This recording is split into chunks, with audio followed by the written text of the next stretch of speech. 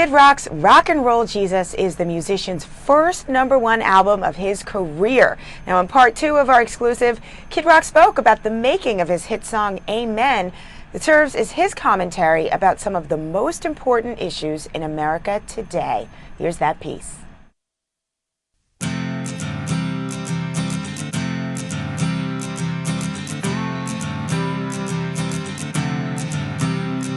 It's another night in hell, another child won't live to tell. Can you imagine what it's like to starve to death?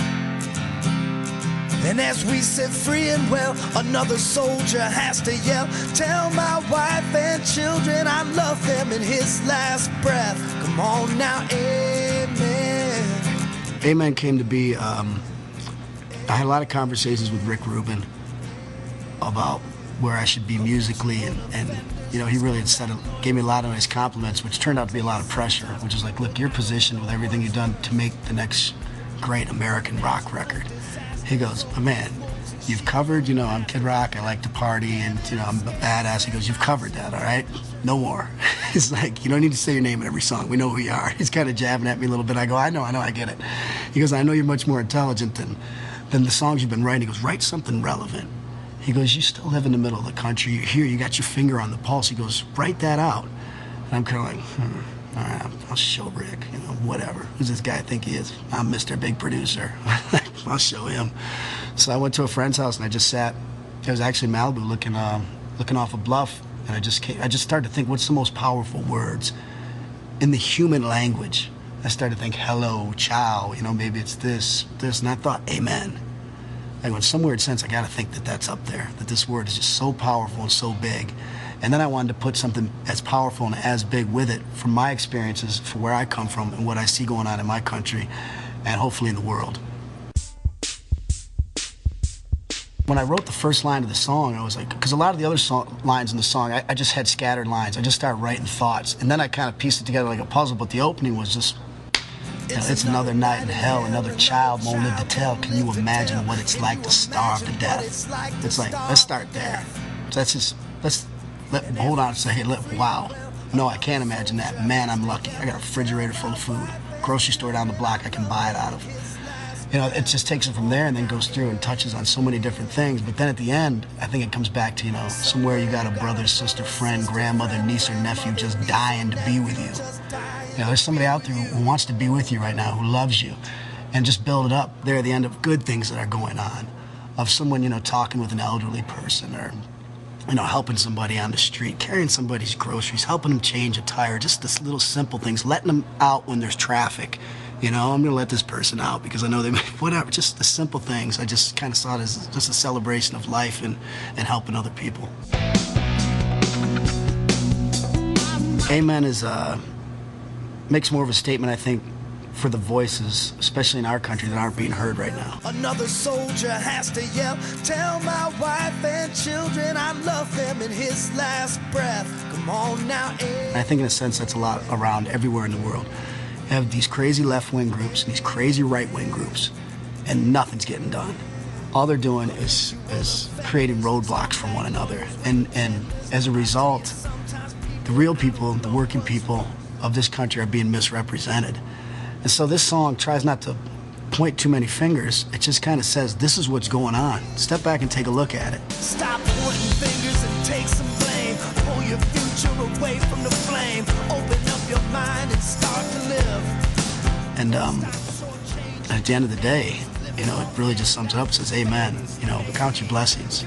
Realize what's important. And I just wanted to really say things that I know that are, you know, I still live in a small town in northern Michigan. And just when I moved out to Malibu and lived there for 3 months, I lost touch. I mean, it was amazing how much I just missed in like 3 or 4 months to what was really going on where I was from. Just the everyday problems of the people who work 40 hours a week, who work in the auto plants, or the people who have, you know, white-collar jobs. So sometimes I think it's very tough for people that live in Hollywood or spend most of their time in New York City, in London, to really know what's going on. Amen. We're all singing. And we're on stage clapping, singing, and everyone else starts singing and clapping. They start right from the first chorus, but, you know, you got full, like, beers in the air, spilling them, people, hey, like it's just something. There's a realness about it, where it doesn't matter what you wore, you know, how you worship it. To me, people are really celebrating life and worshiping something higher and just celebrating love and all those great things. But they're doing it in their own way. This is who I am and this is how I was raised. Can't deal with that. Suck on this. It's so funny to change with the times with things like YouTube and all these outlets of things. You can't take a leak and, you know, somebody got their camera phone and it's up on there. But it's just, you know, times are changing, get in them. But it's incredible with a song like Amen that we put it out there like, you know, hey, if you guys want to put your own images to this and they're good, you know, I'll link them up on my website. And the first one we got, lo and behold, was powerful.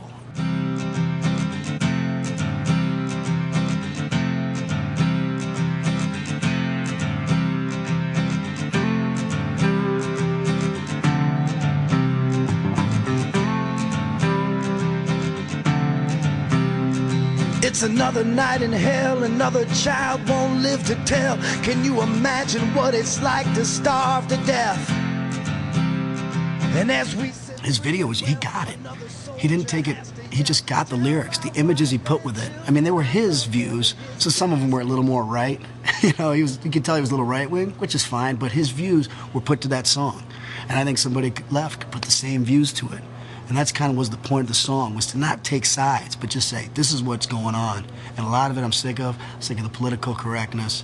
You know, we got a lot to be thankful for. Amen. I'd like Amen to speak to everybody, yes. I said amen. Everyone in the world. I thought the end of the video would be powerful with flags from different countries melting into one. You know, which is basically America. Almost like flags diving into the American flag, diving into a white flag. I had so many ideas for the video, like the flags were just diving into this white flag. And, you know, you saw this African flag, this Canadian flag, and this British flag, and, you know, this Soviet Union flag, just boom, boom, boom, and then at the end of it, the American flag. My record is real news. Yes, sir. And I'm not running for shit.